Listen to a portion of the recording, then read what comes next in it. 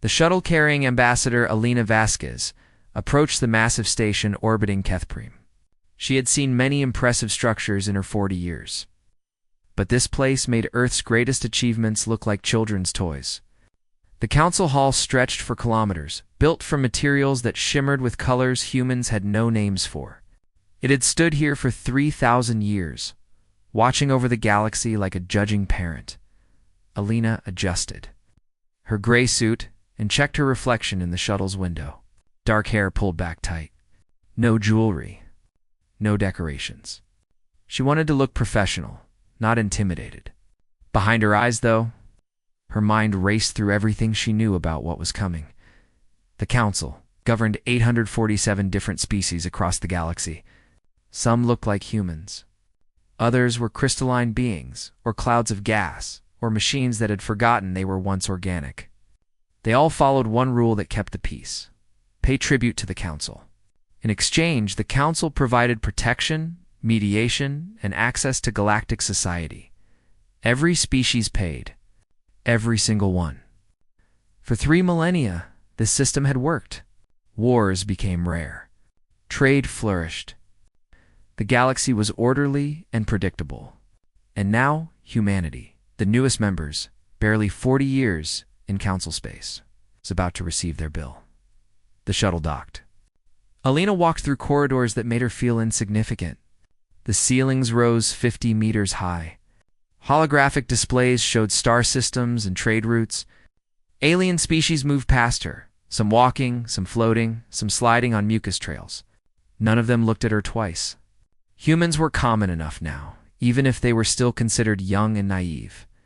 2 guards, towering Kreth warriors in ceremonial armor, opened the chamber doors. The sound echoed like thunder.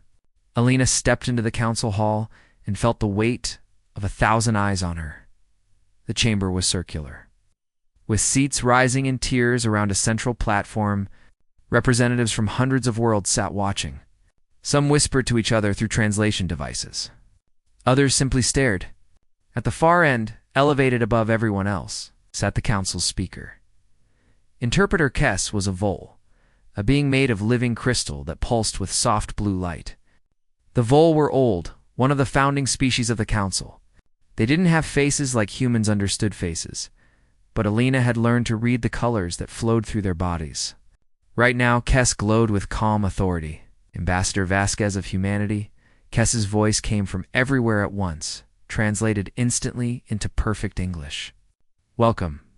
We gather today to discuss your species' contribution to galactic civilization. Alina walked to the central platform. Her footsteps seemed too loud in the vast space. She stood alone in the circle, while hundreds of aliens looked down at her. The Council has completed its assessment of humanity, Kess continued. Your worlds, your resources, your capabilities. We have calculated what you can provide while maintaining healthy growth and prosperity. A holographic display appeared above Elena's head. Numbers scrolled past in 17 different writing systems, but she could read the human translation clearly enough. Her stomach tightened, but she kept her face neutral. Humanity will provide the following tribute annually, Kess announced. 40% of all refined metals from your mining operations. 10 million individuals for service in the Council Defense Forces, rotating assignments of 5-year terms. Complete access to your quantum computing networks for Council use. Additionally, 15% of your agricultural output and 30% of your medical research. The numbers hung in the air like an accusation. Alina did the math quickly. 40% of refined metals would cripple Earth's infrastructure expansion. 10 million people in military service would drain their colonies of workers. The quantum networks were humanity's greatest technological achievement, and the Council wanted them completely. This is generous, Kess added, and colors of satisfaction rippled through the crystal body. Newer species often pay more.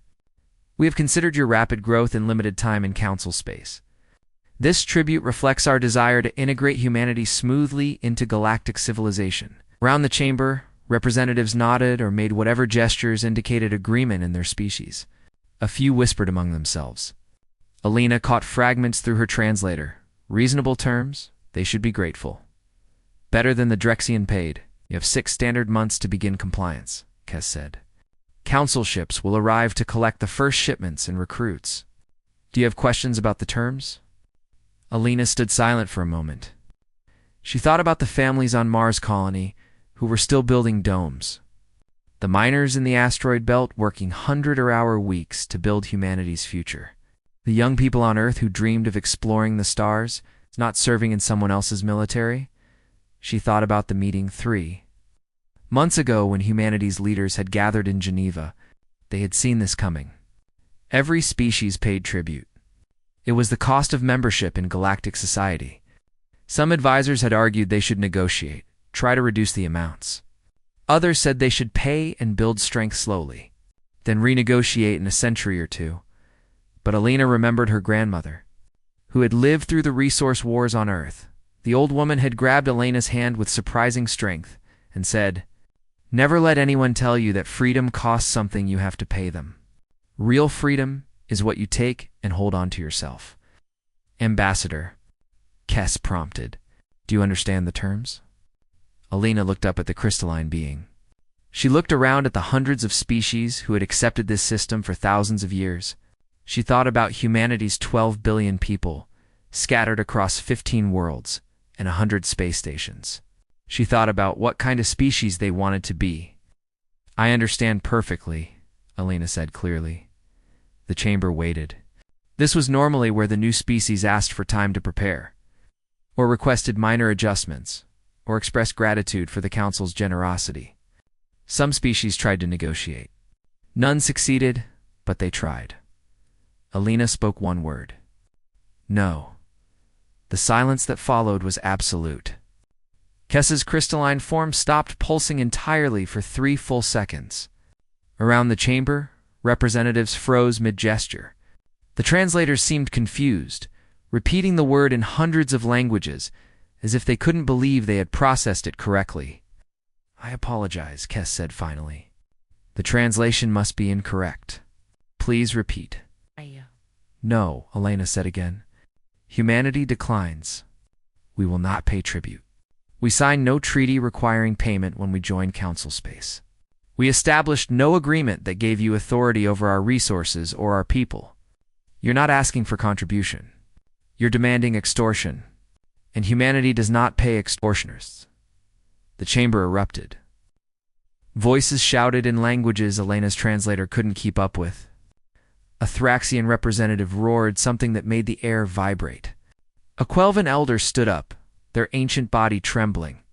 Security guards moved toward the platform. Kes's form flashed red, a color Alina had never seen from a vole before. "You do not understand what you are saying."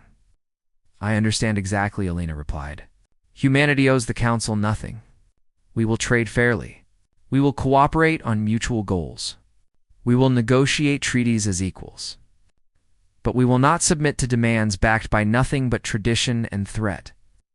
"This is not negotiable," Kes said, colors shifting to angry orange. "Every species pays. This is the foundation of galactic order." "Then your foundation is built on sand," Alina said. She turned and walked toward the exit. "You want humanity's cooperation? Then treat us as partners, not subjects. Until then, our answer remains the same. No." The doors closed behind her with a boom that echoed through the station. Inside the chamber, chaos continued. Outside, Alina let out a breath she didn't know she had been holding. She had just said no to 3,000 years of galactic tradition. Now everyone would find out what that word really cost. Captain Sarah Chen sat in the command chair of the UTNS, defiant, and watched the tactical display with tired eyes. 3 weeks had passed since Ambassador Vasquez's rejection of the Council's demands. 3 weeks of waiting for the response everyone knew was coming. The Defiant was one of 7 dreadnoughts in humanity's known fleet. The Council had been very thorough in cataloging them during first contact. Their scouts had visited human shipyards, documented construction rates, and estimated industrial capacity. The Council believed they understood humanity's military strength perfectly. They were wrong. Contact Lieutenant Morrison called out from sensors. 12 ships dropping from FTL at the system's edge. Council signatures. Heavy cruiser class. Sarah nodded slowly. Right on schedule. Communications open a channel to Admiral Webb at Fleet Command. The Admiral's face appeared on her screen. Marcus Webb looked like someone's grandfather with white hair and laugh lines around his eyes. But those eyes were cold steel right now. Behind him, Sarah could see the Fleet Command Center buzzing with activity. They're here, Sarah said simply. We see them, Webb replied. All stations are reporting ready. The packages are in position. Sarah allowed herself a small smile. The packages. Such a bland term for what humanity had really been building for the last 40 years. The Council thought it knew humanity's capabilities because humans had let them think that.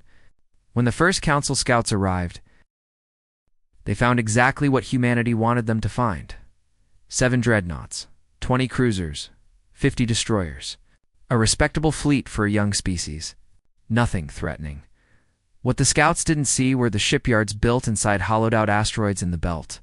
What their sensors couldn't detect were the 140 dreadnoughts sitting powered down in the dark. Their reactors cold and silent. What they never imagined were the 600 carrier groups staged beyond the heliopause, waiting with the patience of predators. Humans had learned something important in their bloody history. If someone might attack you someday, be ready yesterday. Incoming transmission, Morrison announced.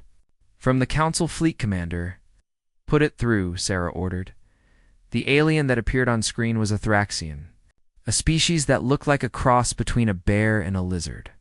Standing 3 meters tall, with scales like armor plating, War Leader Vok had a reputation for efficiency and ruthlessness. Human vessel, Vok's translated voice rumbled like an avalanche. I am War Leader, Vok of the Council Enforcement Fleet. We are here to encourage your government to reconsider its foolish position. You will facilitate our descent to your planet's surface for negotiations. Sarah leaned back in her chair. War Leader, I'm Captain Chen of the Defiant. I'm afraid we can't allow armed Council vessels in Earth's orbital space. You'll need to withdraw to beyond the heliopause if you want to talk. Vok's mouth opened in what might have been a laugh. You misunderstand the situation, human. This is not a request. We are entering your orbital space. You will not interfere. Actually, Admiral Webb's voice came through on the channel. We will interfere. This is Admiral Marcus Webb of United Terran Naval Command.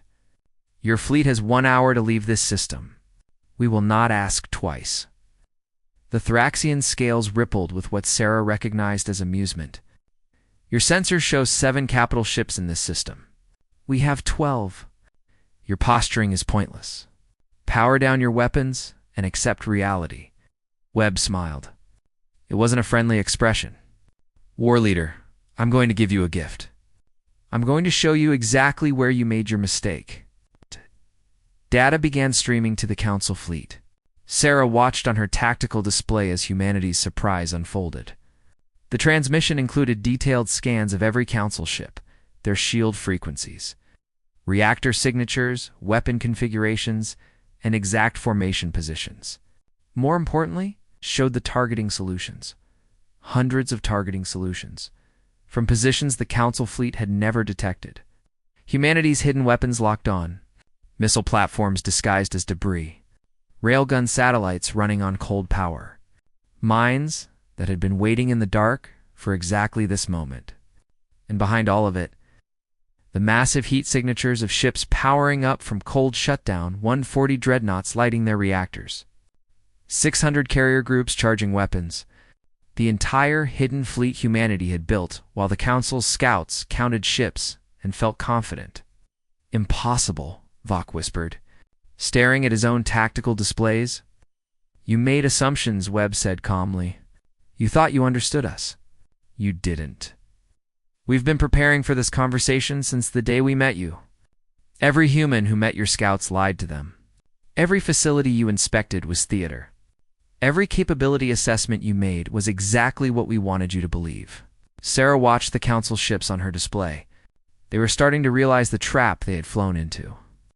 Every approach vector covered, every escape route blocked, every single ship targeted by enough firepower to vaporize it 3 times over. You have 58 minutes remaining, Webb continued. Leave peacefully, And this ends here. Power your weapons, and we demonstrate why humanity doesn't pay tribute. For a long moment, Vox said nothing. Sarah could almost see him calculating odds, considering honor and duty against survival.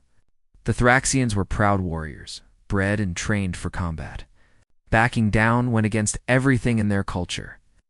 "You bluff," Vox finally growled. "You show us sensor data that could be fabricated. You expect us to run from shadows."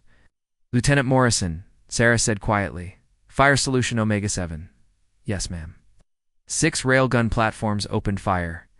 Not at the Council ships, but at pre-positioned targets in empty space.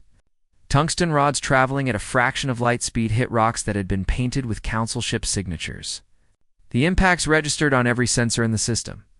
Then the demonstration really began. 3 destroyers that had been hiding behind Earth's moon revealed themselves. A carrier group decloaked at the edge of the asteroid belt. And one of those 140 dreadnoughts powered up its main weapon and put a beam across the bow of Vox's flagship. Close enough that his shields flared from the radiation. 45 minutes, Webb said. Sarah saw it happen on her sensors. The Council fleet's formation began to collapse. Ships started backing away from Earth, their engines powering up for emergency withdrawal. But Vox's flagship held position. The war leader was still calculating, still trying to find a way to complete his mission without admitting defeat. War leader Sarah said, surprising herself by joining the conversation. "I've read about Thraxian honor codes. There's no shame in recognizing superior preparation. You came here with the information you had. That information was wrong. Taking your people to their deaths for pride isn't honor. It's waste." Vox's eyes fixed on her through the screen. For several seconds, he said nothing. Then his scales shifted color, a sign of grudging respect. "You're more cunning than we believed," he said quietly. "The Council will hear of this. We're counting on it," Webb replied. "That's the point." The Council fleet turned and began its withdrawal. It took them 30 minutes to clear the heliopause. Sarah watched them go and felt the tension drain from the Defiance bridge. Her crew started cheering, but she held up a hand for silence. Stay alert. This isn't over. This was the test. The real response comes next. Admiral Webb nodded on the screen. "Captain Chen is correct. Spread the word to all stations. Maintain highest alert status. The Council now knows we won't back down. They have to decide if they're willing to find out what else they don't know about us." Sarah closed the channel and looked out the view screen at Earth below. The planet looked peaceful from up here, blue and green and beautiful. Somewhere down there, people were going about their lives, not knowing how close they'd come to war, but they would know soon enough. The Council wouldn't accept this humiliation quietly. They would come back with more ships, more weapons, more determination. And when they did, humanity would have to prove that their no meant exactly what it sounded like. Sarah thought about the hidden fleets scattered through human space, about the weapons platforms and the defense grids and all the preparations that had gone into this moment. Humanity had spent 40 years getting ready to say one word and defend it. She just hoped it would be enough. "Captain," Morrison said, "long-range sensors are picking up unusual activity in Council space. Multiple fleets repositioning. Log it and send it to Fleet Command," Sarah ordered, "and get me a damage assessment. I want to know if anyone so much as scratched our paint." "No damage, ma'am.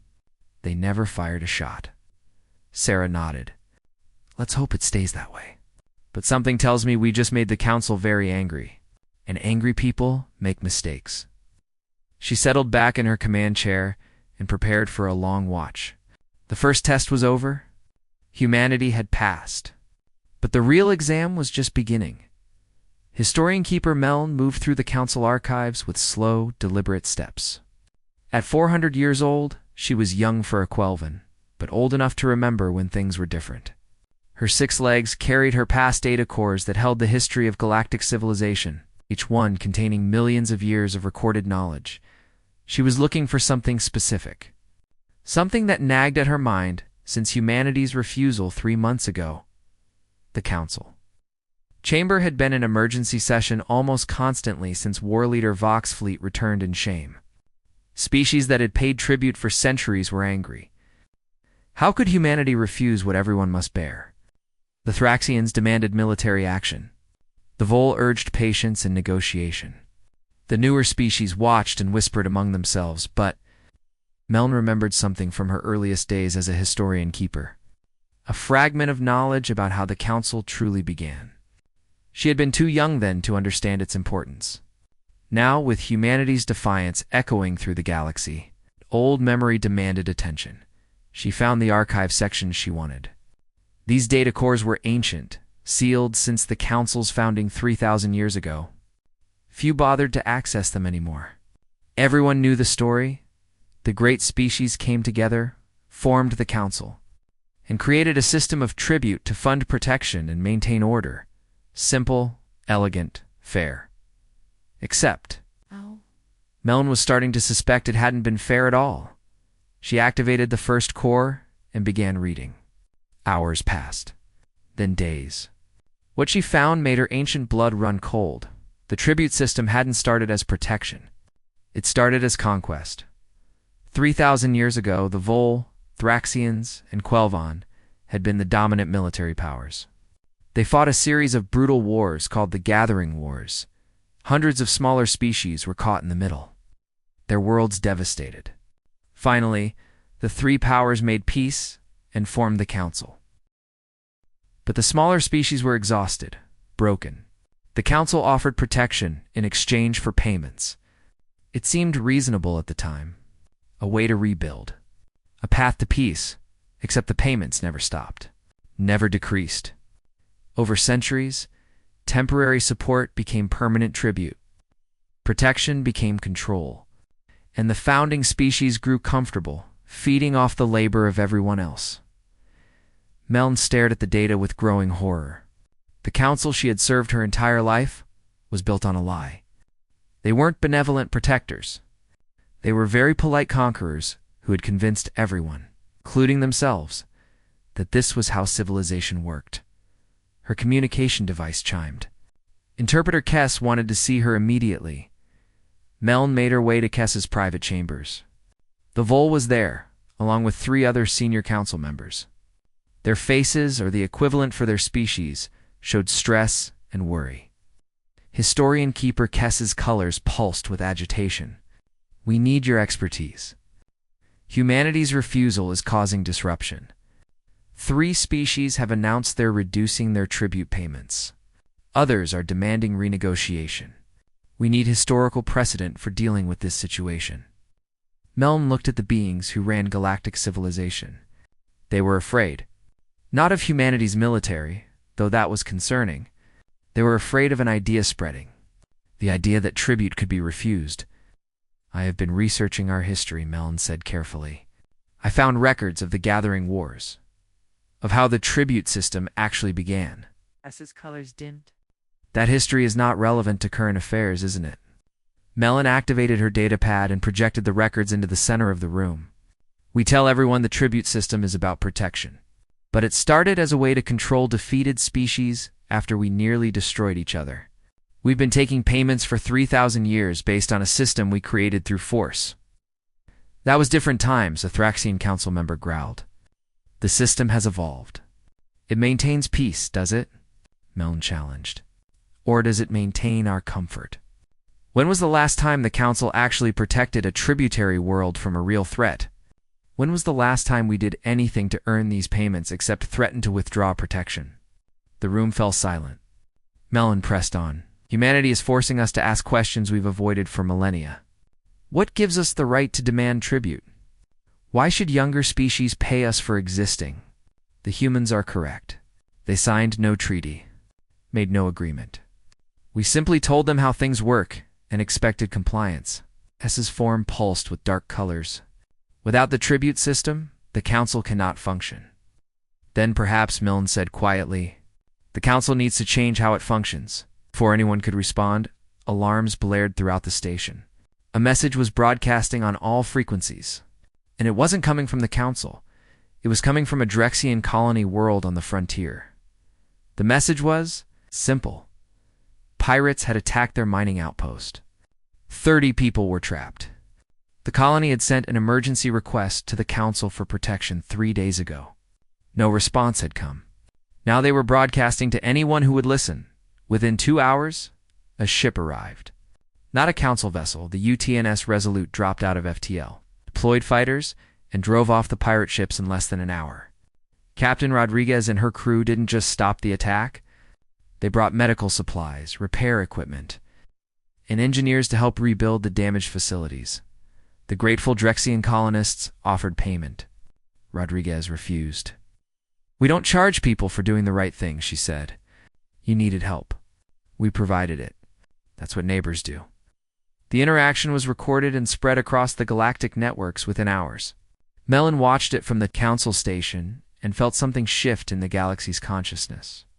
It happened again 2 days later. A Quelvan transport under attack sent a distress call.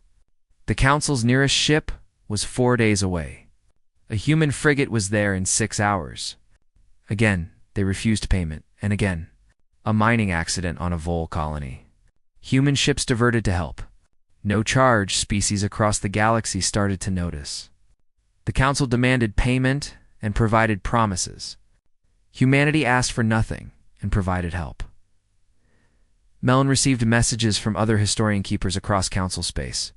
They were all researching the same thing now, digging into archives, questioning the foundation of everything they'd accepted as normal. The conversation was spreading. In the council chamber, arguments grew more heated. Some demanded humanity be forced to comply through overwhelming military action. Others urged caution, pointing out that starting a war might push even more species into defiance. Ambassador Vasquez sent a message to the council, simple and direct. "You want to talk? Stop demanding and start asking." Interpreter Kess came to Melon's office late one night. The vole's colors were muted, exhausted. "Tell me honestly," Kess said. "Can the old system survive?" Melon considered her words carefully. "I think the old system is already dead. Humanity killed it with one word. The question is whether the council can build something new, or whether it will die trying to protect something that should have ended long ago." "The other species are watching," Kess said. "If we back down to humanity, if we change the system, we lose authority." Melon corrected gently. "If you insist on tribute backed only by threat, you lose legitimacy. Authority and legitimacy are not the same thing. Humans understand that, do we?" Kess's colors shifted through patterns Melon had never seen before. Confusion, fear, but also something else. Something that might have been hope. "I need to contact someone," Kess said finally, and left without another word. Melon turned back to her research. She had centuries of false history to correct, and a new story to help write.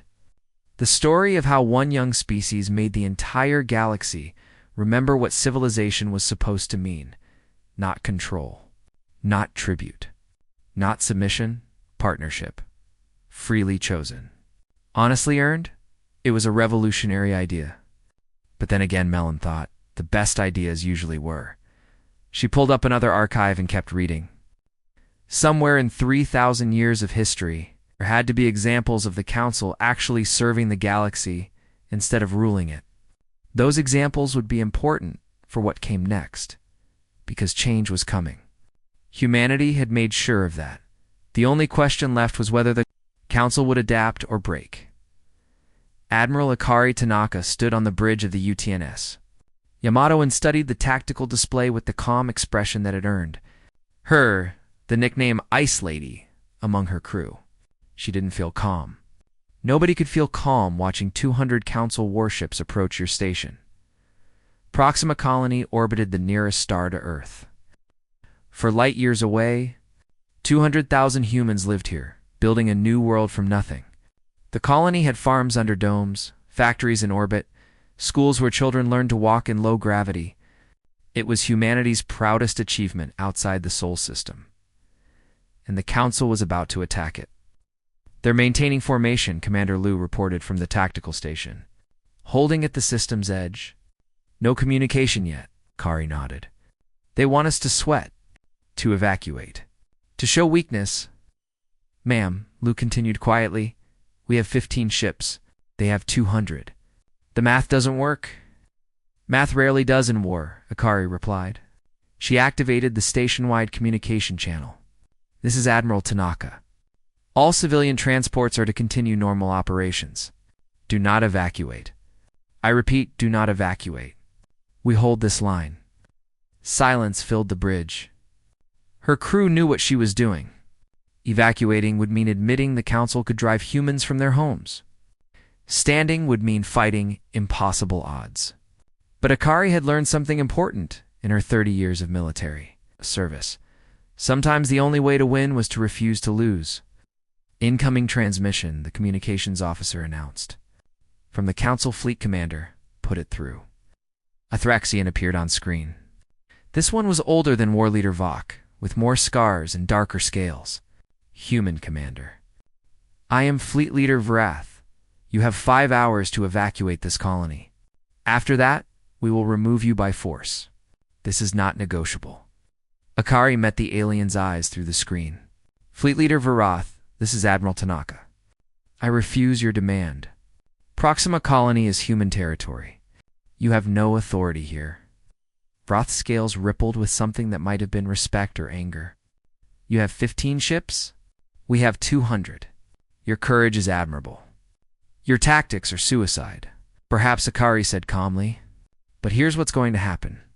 I'm broadcasting on all frequencies to every species in the galaxy. I'm telling them that humanity stands here, that we defend our people, that any species willing to stand with us in defiance of unjust demands, humanity will remember as friends. And any species that attacks us, we will never forget as enemies. She paused, letting that sink in. You see, Fleet Leader, you're not just attacking Proxima Colony. You're showing every species in the galaxy what happens when someone says no to the Council. Make this look like bullying, and you'll have more than just humans to deal with. The transmission ended. Akari turned to her crew. Broadcast that message. Make sure every Council ship receives it. And start moving into position Alpha 7. Position Alpha 7 was a desperation tactic they'd developed years ago, hoping never to use it. It involved spreading her ships thin around the colony, making the Council fight through civilian infrastructure too. Reach them. It was designed to make the Council look like monsters if they pressed the attack. But Akari had additional surprises. Humanity had been busy since the confrontation at Earth. Hours passed. The Council fleet moved closer. Akari watched her sensors and waited. Then something unexpected happened. 37 Council ships quietly powered down their weapons. Ma'am, Lu said in disbelief, we're receiving transmissions from those ships. They're refusing to participate in the attack. Their captains are citing moral objections. Akari allowed herself a small smile. The message was working. Not everyone in the Council's forces was comfortable with this mission. But 163 ships were more than enough to destroy Proxima Colony. They're breaking formation, Tactical announced. Moving into attack positions. All ships, Akari ordered calmly. Execute Proxima Gambit. Show them what we've learned. Her 15 ships scattered. Not in retreat, but in a pattern the Council wouldn't recognize until too late.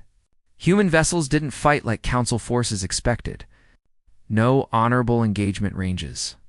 No organized battle lines.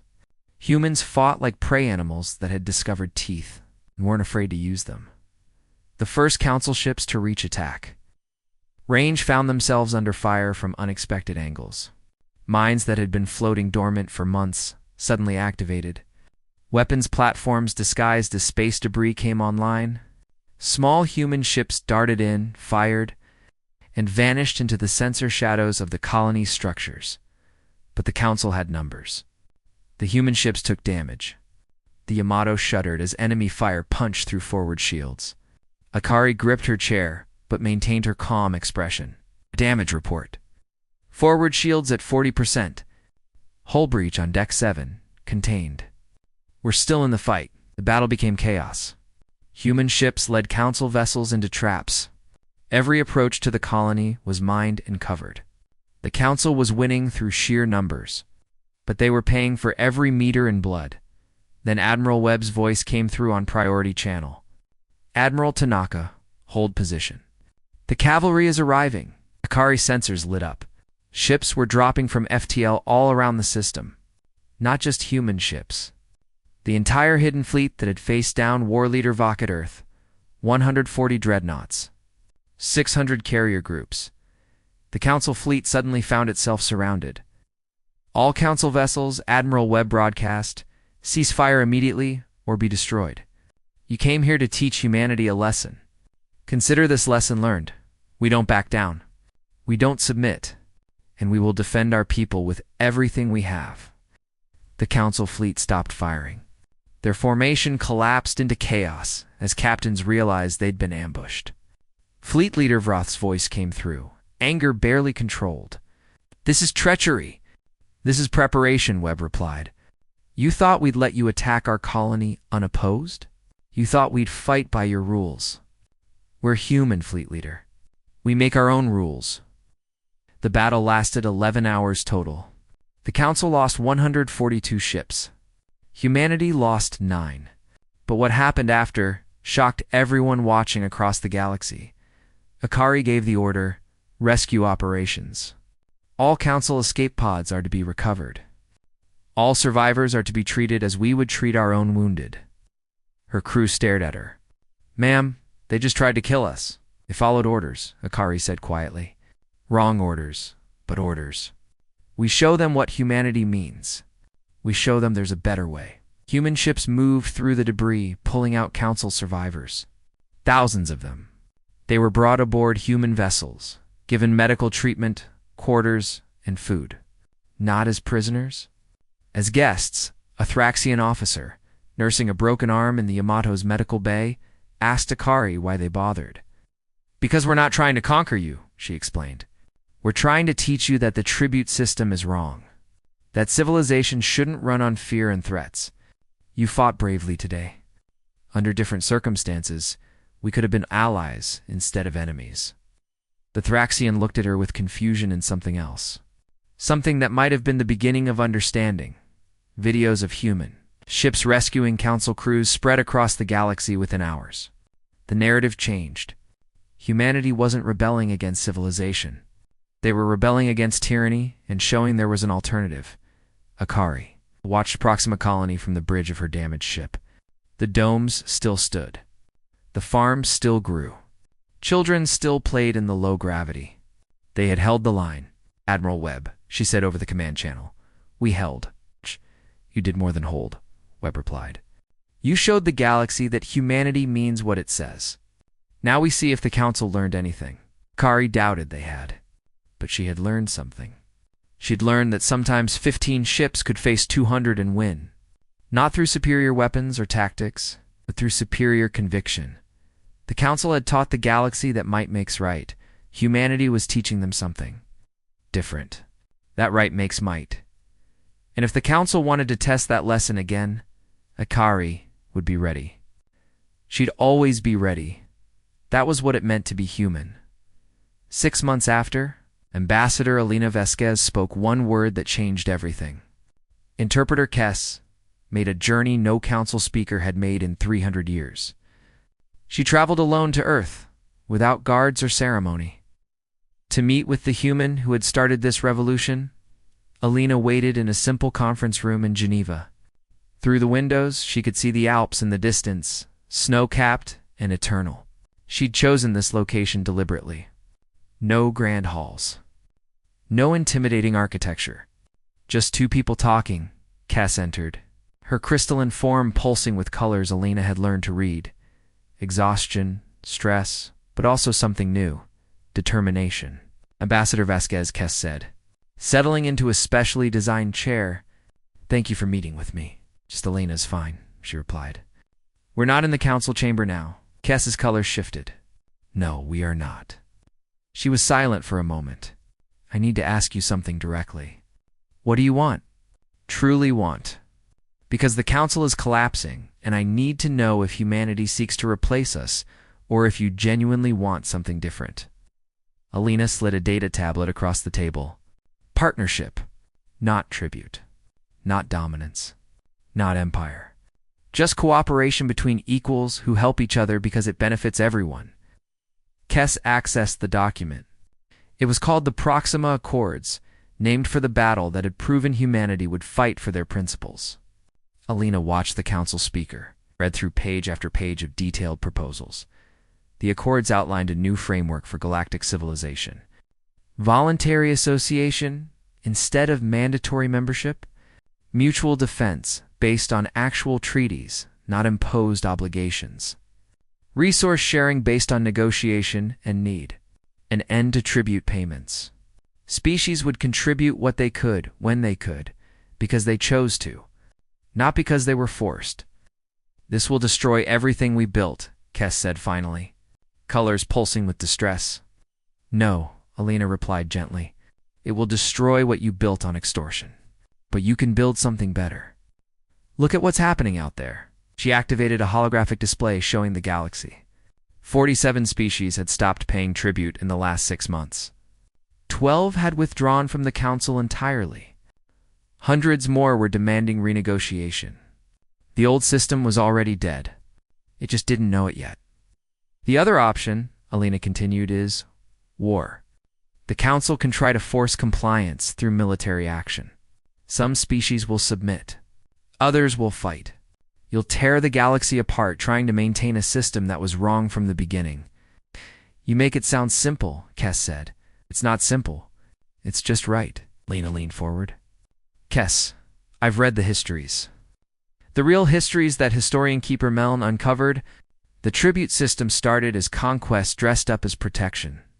For 3,000 years, you've been taking payment for services you barely provided. Humanity isn't special for saying no. We're just the first species in a long time that was strong enough to make no stick. Kess's form went dark for several seconds. When the colors returned, they were different. Sadder. More honest. I have served the council for 200 years, Kess said quietly. I believed we were maintaining civilization. Keeping peace. I never questioned whether we had the right to demand tribute because everyone accepted it as normal. That's how unjust systems survive, Alina said. They convince everyone, including the people running them, that this is just how things are. But it doesn't have to be. If we agree to these accords, Kess asked, what happens to the council? To us? Alina smiled. You become what you always claimed to be. Actual leaders who serve civilization instead of extracting from it. The council can still exist. It can still coordinate defense, facilitate trade, mediate disputes, but it earns that role through service, not demands it through threat. Kess's colors shifted through a dozen patterns. Alina watched the internal struggle play out in the light flowing through the crystalline body. Finally, Kess asked the question that really mattered. Why should we trust you? Trust humanity? Because Alina said we could have destroyed your enforcement fleets. We could have used our military advantage to demand tribute from you. We could have become what you were, but we didn't. We fought when we had to, then offered help when it was over. That's not the behavior of conquerors. That's the behavior of people who actually want a better galaxy. Kess stood. I need to take this to the council. But I warn you, many will resist.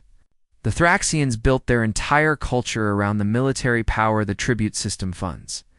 The Vol have invested 3 millennia in this structure. Change will not come easily. Change never does, Alina replied. But it comes anyway. The question is whether the council leads that change or gets swept away by it. 3 weeks later, the council summit began. Every species sent representatives to vote on the Proxima Accords. The gathering was held on a neutral station, one humanity had helped construct specifically for this purpose. No species had home advantage. Everyone came as equals. Alina stood in the assembly hall and watched thousands of delegates take their positions. Some looked hopeful, others angry. Many simply looked tired of the old ways. Interpreter Kess called the summit to order. Her voice carried to every corner of the massive chamber. We gathered to decide the future of galactic civilization, she began. The old system is failing. Humanity's defiance has exposed truths many of us ignored for too long. We must now choose. Adapt or collapse. The debate lasted for days.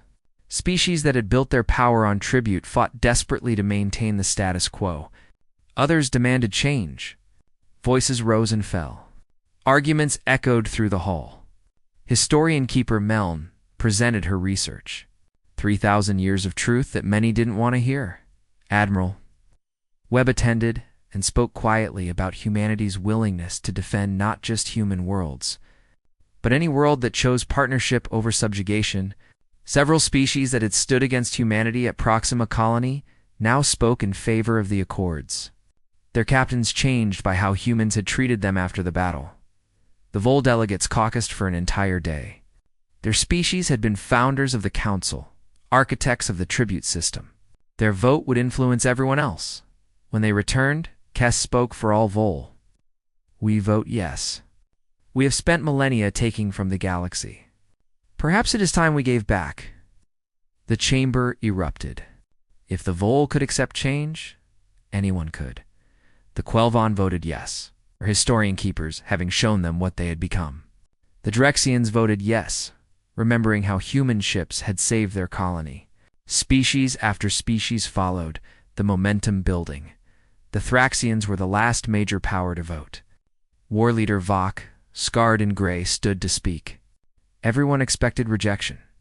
The Thraxians valued strength above all else. Humanity defeated us, Vok said simply, then showed us mercy. They fought with honor and treated prisoners with dignity. These are warrior virtues. The old system demanded submission. The new system offers partnership to those strong enough to stand on their own. This is better. The Thraxians vote yes. The final count was overwhelming. The Proxima Accords passed with 83% support. The tribute system officially ended. In the celebration that followed, a young Drexian diplomat approached Alina. Ambassador, how did you know saying no would work? Alina thought about that question carefully. I didn't know, but I knew saying yes to extortion would guarantee failure. Sometimes the only way to find out if something better is possible is to refuse to accept what is. 10 years later, Elena stood in the new council chambers. They were smaller than before, more humble, but more honest. The council still existed, but it served rather than ruled. Species contributed voluntarily to mutual defense. Trade was negotiated fairly. Disputes were mediated by consensus. It wasn't perfect. Nothing ever was. Some species still tried to dominate others. Some conflicts still erupted. But the galaxy was freer than it had been in 3,000 years. A memorial had been erected near the rebuilt Proxima Colony. It listed the names of every person, human and non-human, who had died in the battle that changed everything. Alina visited it sometimes, running her fingers over the engraved names. Admiral Tanaka often joined her there. They would stand in silence, remembering, "Do you think it was worth it?" Tanaka asked during one visit. Alina looked out at the colony. Children of a dozen different species played together in the domes. Humans and Thraxians worked side by side on construction projects. A Vol teacher instructed a class on galactic history, the real history, including the mistakes. Yes, Alina said. Freedom always is. Tanaka nodded. I just wish we hadn't lost so many finding out. That's the price, Alina agreed. Someone has to go first. Someone has to say no when everyone else accepts injustice as normal. We happened to be strong enough to make it stick. But the real victory wasn't the battles. It was convincing others that a better way was possible. They stood together watching the sunset over Proxima Colony. The galaxy had changed. Not through conquest or domination, but through one simple word that became a revolution. No. Such a small word. But it contained everything that mattered. The refusal to submit. The courage to stand alone. The hope that others would eventually stand with you. The galaxy had learned what humanity already knew. Freedom isn't given by the powerful to the weak. It's taken by the brave and shared with everyone who wants it. And it all starts with one word spoken clearly, without apology or fear. Alina smiled. Her grandmother would have been proud. Somewhere in the colony, a human child asked their Thraxian teacher about the tribute wars. The teacher, who had fought at Proxima, paused before answering. It was the time we learned that civilization isn't about who's strongest, the Thraxian said. It's about who's willing to do what's right, even when it's hard. The child nodded seriously, absorbing this lesson. Around them, a new generation grew up in a galaxy where partnership meant something real. Where cooperation was chosen, not imposed. Where every species stood as equals. It had taken 3,000 years and one defiant word to get here, but they had arrived, and the galaxy was better for it.